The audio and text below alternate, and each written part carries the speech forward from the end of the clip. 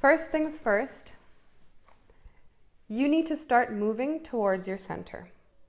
Your biggest distortion is happening at the level of the mind. Your eyes, your senses, they might have some little distortions, but for the most part, it's not much to be worked on.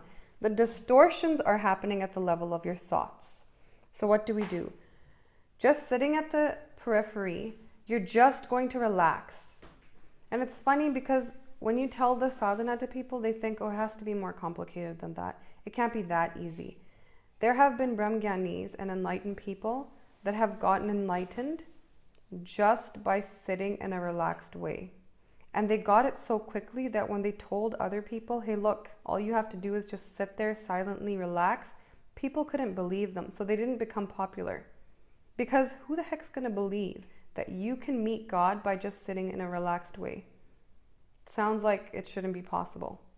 So who became popular? People like Patanjali. What does he say? First, Yog Anusasanam. Then you have to eat this, and you have to do this, and you have to breathe like this, and you have to sit like this. And this is how you treat people. And when this type of sadhana can be done, this type of sadhana can be done, this type, anything other than just sitting and relaxing. And then what happens? You go past Savitark Samadhi, then Nirvitark Samadhi, then Savichar Samadhi, then Nirvichar Samadhi, and this and that and that. And they became popular because people could believe that it is indeed that complex. You see? You want to believe somebody who tells you getting to God is a very complex thing. If somebody is just going to sit there, for example, Bhagavad Namdev, come here, look, just sit there, silently.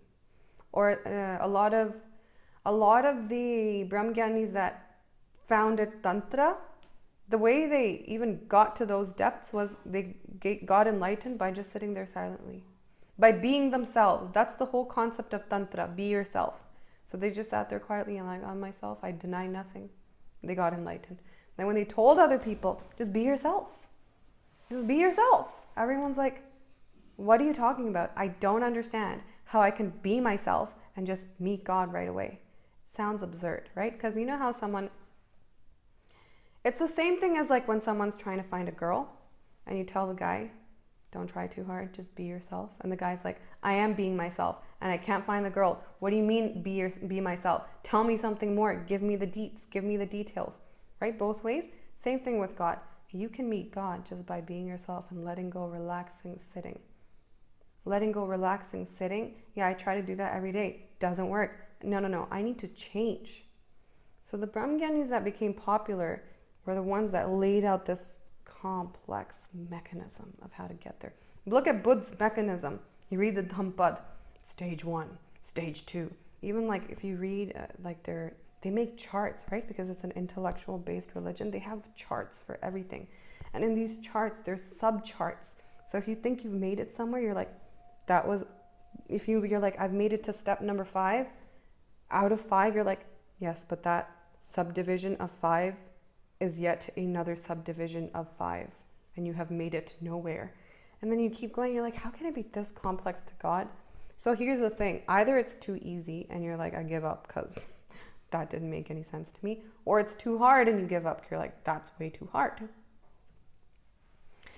So when we say the greatest meditation you can do, probably the easiest and the most difficult at the same time, is just to sit silently in a completely relaxed position, letting go of everything. In fact, that meditation in and of itself is enough for enlightenment.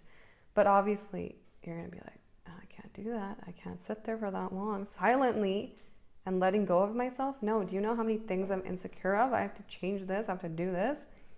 So then we have to be like, okay, why don't you try to analyze your dreams and sleep? Why don't you try to do this? Why don't you try to do an emotional release? And at the end of it, the guru knows like all of these weird things I'm making this person do. For example, Gurdjieff, a saint from the Middle East, used to make his disciples dig holes and then fill them up. So for all of the morning and afternoon, they would dig a hole. He's like, my body should be able to fit in there. Yes. And then they'd be like, I dig a hole, Guruji. And he'd be like, yeah, but fill it up. fill it up again. The next day, dig the hole. Dig the hole. I said, they dig the hole. Fill it up, fill it up, fill it up. And he knows in his head, it's like, what am I making them do? It's so stupid and absurd.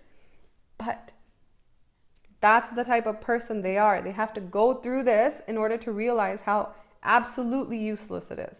You have to do hard sadhana in order to realize that you didn't have to do the hard sadhana.